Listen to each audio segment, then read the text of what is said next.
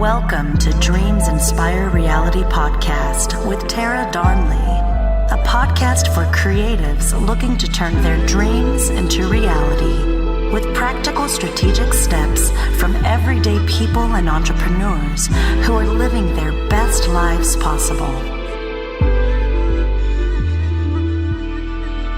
Dreams inspire reality. Turn your dreams into reality. Hello guys, I am so excited again for today's episode. I have the lovely Bianca Jackson, who is a former award-winning project manager with 12 plus years of experience managing IT infrastructure, web, mobile, video, and VR/AR projects for Fortune 500 companies such as United Health Group, Marriott, and US Today.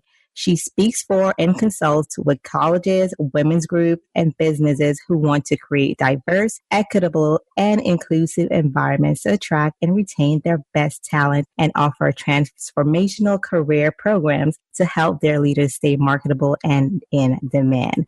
Welcome, Bianca. Hi, thanks for having me, Tara. I am so excited for our chat, and I'm going to share a really fun backstory.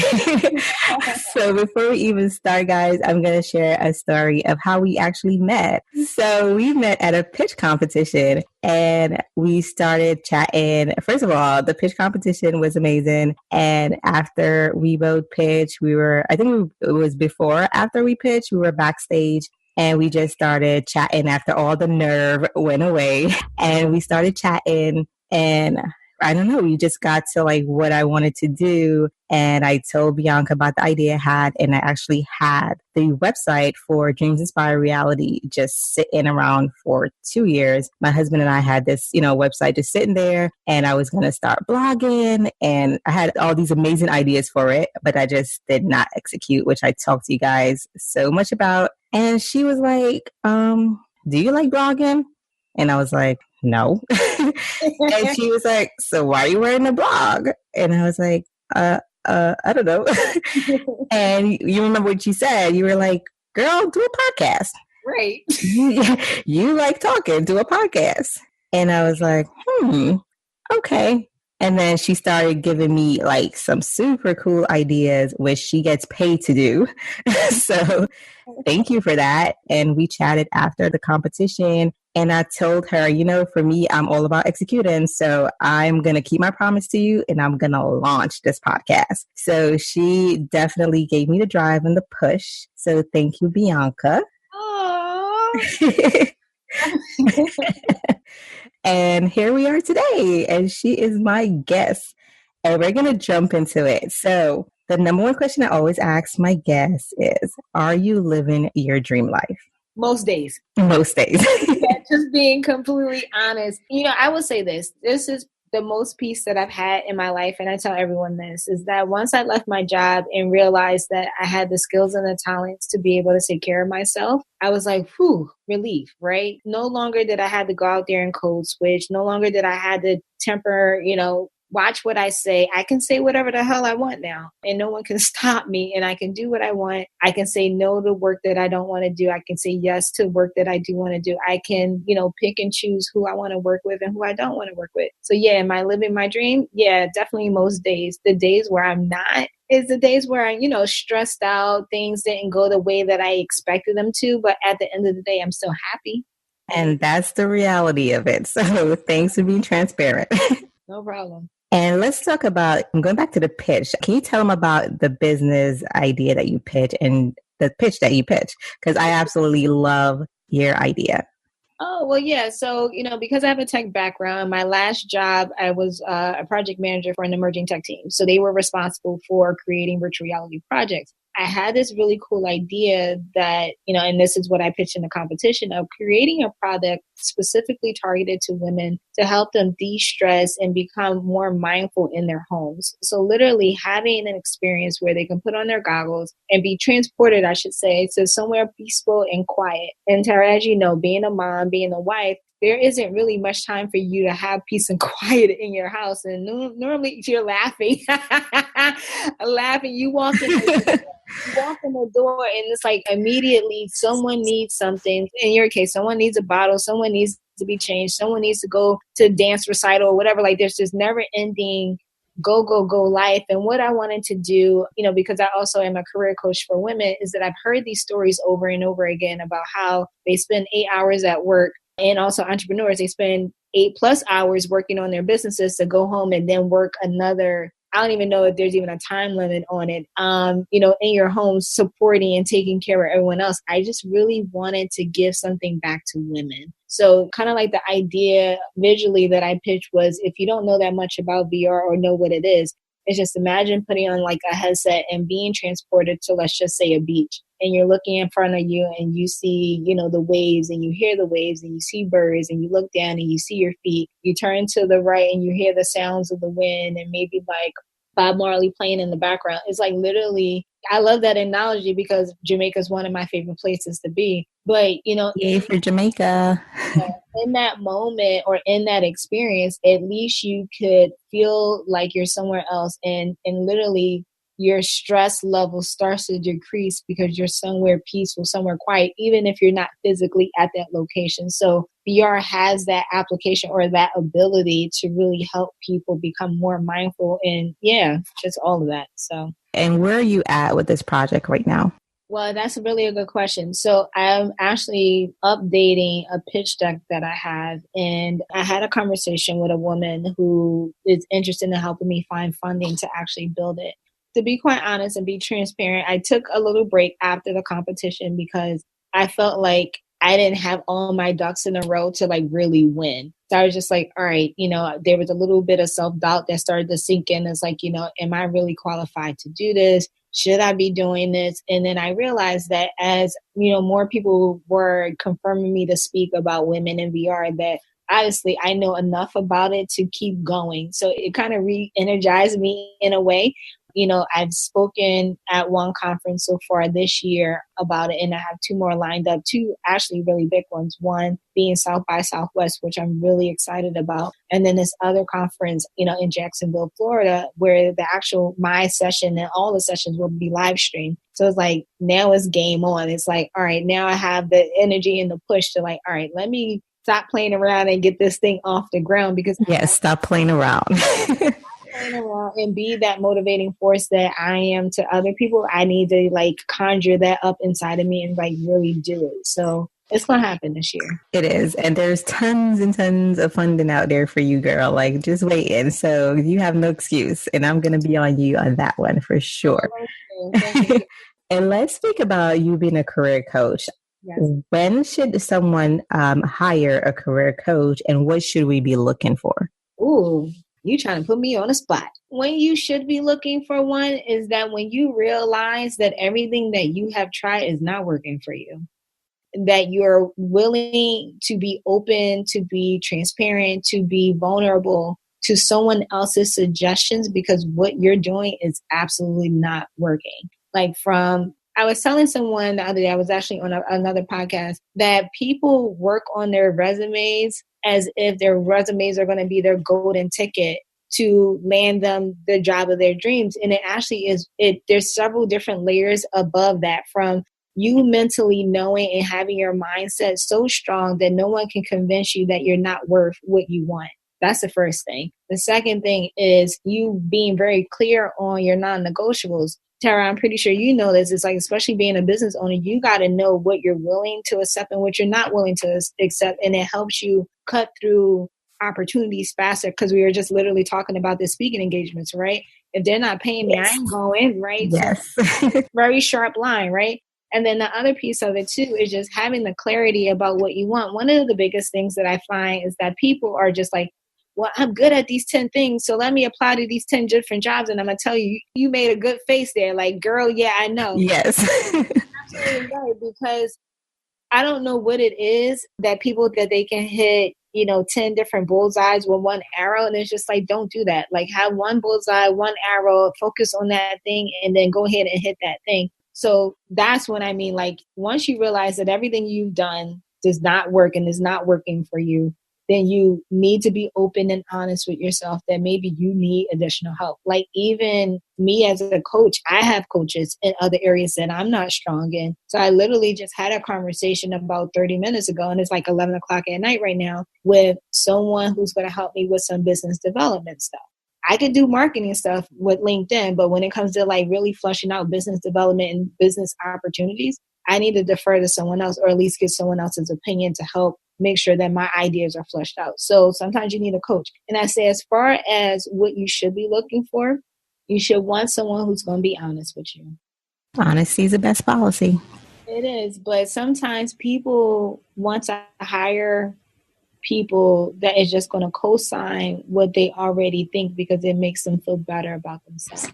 They want a yes person, which is not going to really get you anywhere. Right. It definitely won't. And my thing is that just tell me the truth. Just tell me the truth and we'll go from there. I actually, I'm in the process of selling my house, and I told my new agents, I said, look, I don't know nothing about this. If you tell me my idea is crazy, that the price that I want to sell my house is too high, you tell me, Bianca, you tripping, and tell me this is what we're going to sell your house for, and I'm going to concede to that. So it's just like, trusting the experts, or, being willing and open to people giving you honest feedback. And if you don't want honest feedback, then you might as well just keep doing what you're doing and going nowhere. That's such great advice. And I definitely agree with you. Sometimes we are just so used to those yes people. Like you want someone to always just be telling you you're doing the right thing when sometimes you're making a big mistake. So you definitely need, someone to, lead you in the right direction. And let's talk about you like being the LinkedIn master because you really used LinkedIn to leverage your platform. And I was amazed even when you posted, about the pitch competition and the amount of, engagement you got on just that one like post. It was amazing because I've been on LinkedIn, but I like most people, we don't really pay attention. We're just like, okay, we're just going to have it there. But like, how are we supposed to be utilizing LinkedIn with our business as, for our brand? Like, how can we utilize it to, just be more visible? No, that's a great question. I'm going to tell you how not to use it first. Don't use it like Facebook, like most people use Facebook. People only connect with people on Facebook, the people that they know. LinkedIn is such a wonderful, beautiful tool that it has nearly 500 million people on it around the world. Connect with people you don't know, because that's how you start building the relationships that you're going to need. One of the biggest things that I find is that I would start conversations with people just because I like something in their profile. There was something that interests me. And even if I didn't know how we would be of use to each other's network at the time, the fact that we spent months, even years, developing and building our relationships, now is so much easier for me to reach out to these people that I may have talked on the phone once or twice, or maybe met once or twice in person, to ask them for advice, to ask them for a connection to someone else, ask them, just to meet. And it makes it a whole lot better. Like, so for instance, one really good example is I met a gentleman who is based in Philadelphia. I'm originally from Philadelphia. And we started talking one day, and, our conversation didn't really go anywhere, but it was nice. Come to find out that I went to school with people that was in his fraternity. And we knew a lot of mutual people, I should say. And then we just developed our relationship over and over and over time, where he started considering me for different contract opportunities that he was getting through his business and hiring me or have me come on as a subcontractor.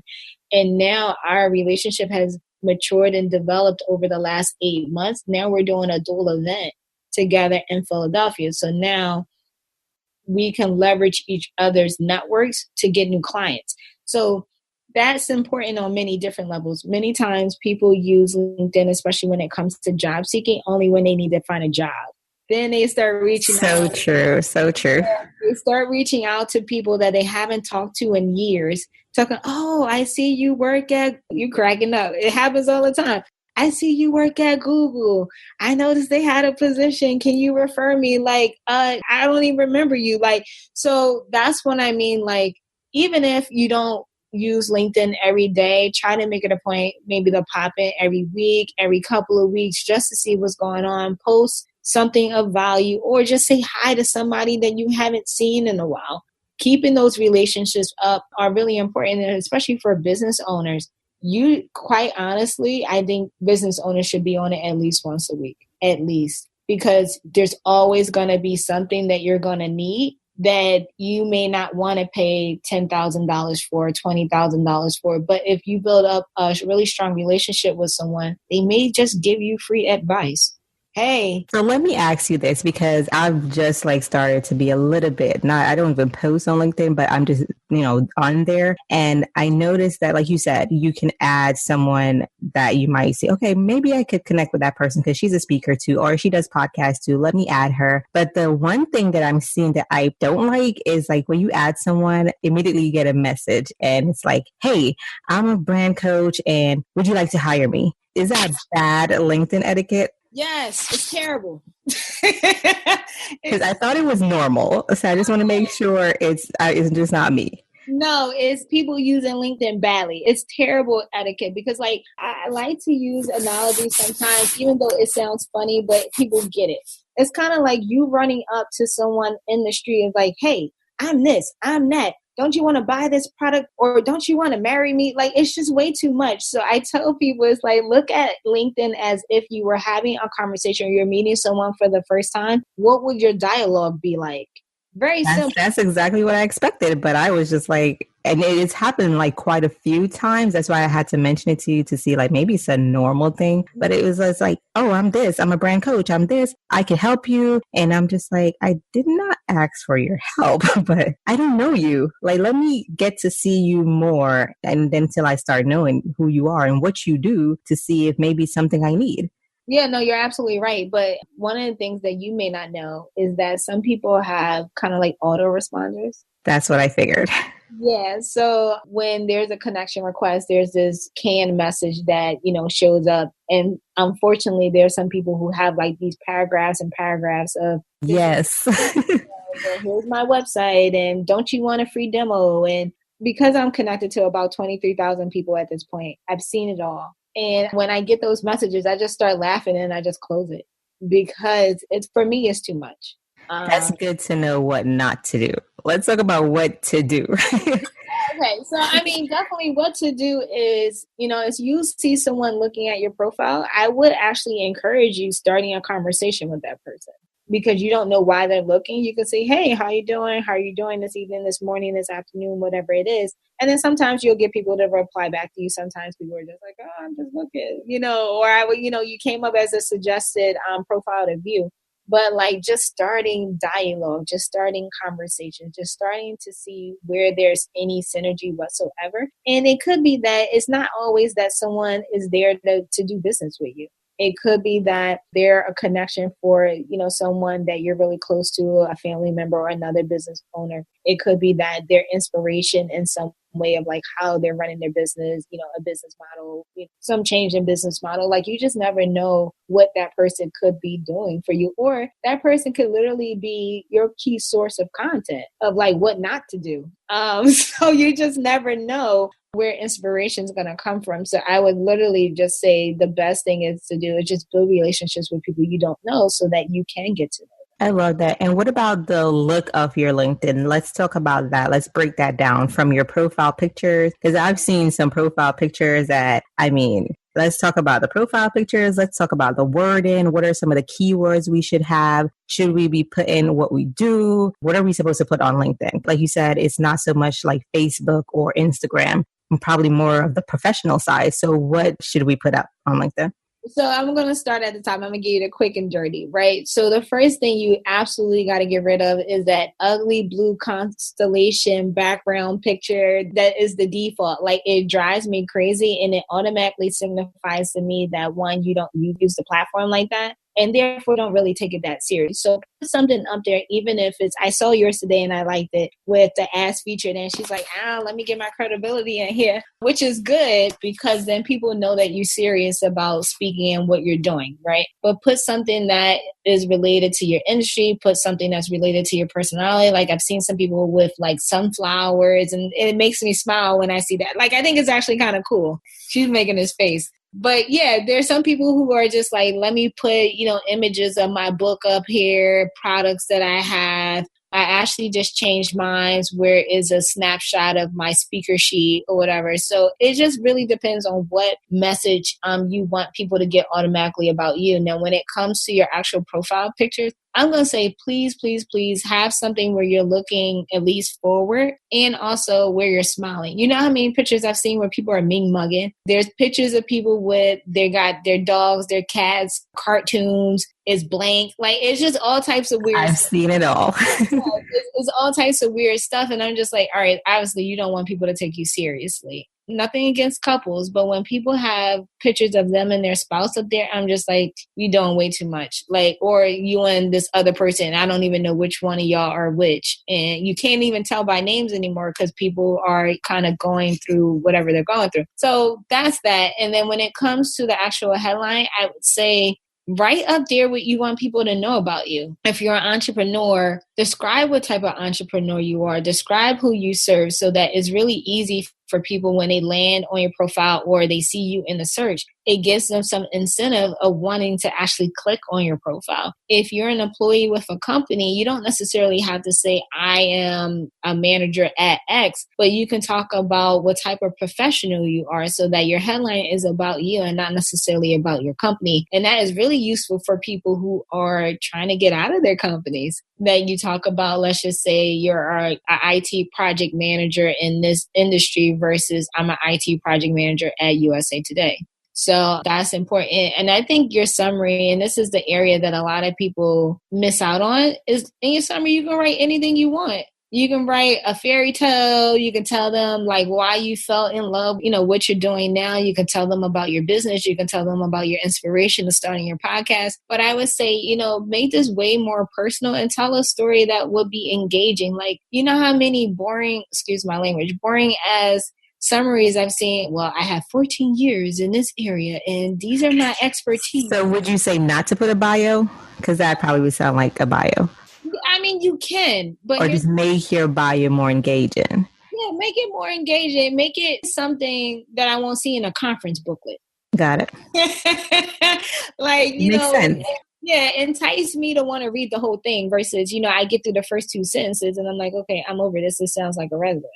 So makes complete sense. And it's so funny you said that because I think we really do sleep on LinkedIn.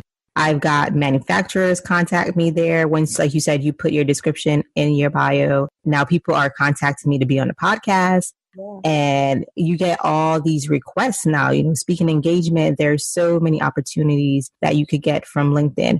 How would you say that we can leverage LinkedIn to be profitable in our business or to monetize it like we do any other social media platform?